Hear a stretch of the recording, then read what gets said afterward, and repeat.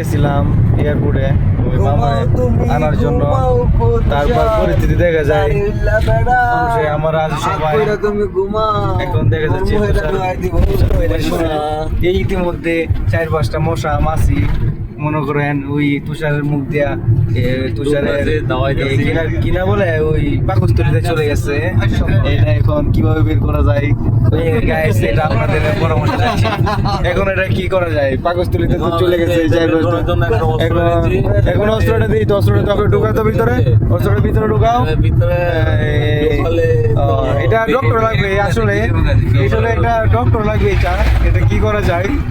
মুয়ের সেটটা একটু বন্ধ করা যায় রাফি, একটু দেখো তো রাফি, একটু ট্রাই করো মুয়ের সেটটা একটু বন্ধ করা যায়। ঠিক আছে, ডিবা দাও, ডিবা দাও তো দোস্ত। ঢুকছে ঢুকছে, ঠিক আছে। ওয়াও,